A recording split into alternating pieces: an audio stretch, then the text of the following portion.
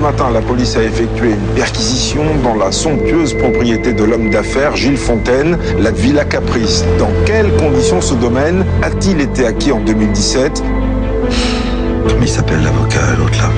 Germain.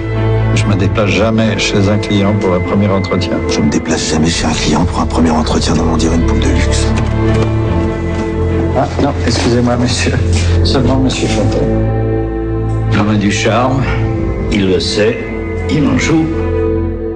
Alors Patrick, aujourd'hui sort votre nouveau film, Villa Caprice, un film donc de Bernard Stora, où vous campez le rôle de Gilles Fontaine. La première question qu'on a envie de vous poser, c'est qu'est-ce qui vous a intéressé dans ce personnage de Gilles Fontaine? Ce qui m'a intéressé dans ce personnage, c'est son caractère ambigu, son côté manipulateur, ce charme avec lequel il arrive à faire passer des choses, et surtout ce qui m'a intéressé, c'est qui il était et où est-ce qu'il en était dans sa vie.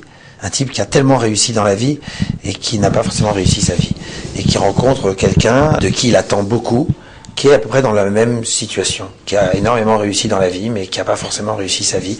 On s'est tous deux et deux construits sur l'absence d'un père, et puis le fait de ne pas avoir d'enfant, et le fait d'être seul, le fait de réussir, voilà, fait que il aurait pu y avoir énormément de raisons pour une amitié, et mon personnage le sent que cette amitié serait possible et serait une arme pour lui, donc il ouvre une porte.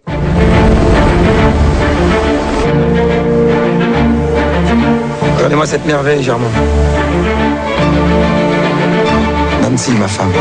J'ai très envie de vous connaître. Prenez garde à vous, monsieur Germain. Vous partiez du principe que le juge a toujours un coup d'avance sur vous. Nous sommes ici pour examiner les conditions dans lesquelles vous avez acquis une propriété. Et la suite, faut aller la voir au cinéma, parce que c'est du vrai cinéma.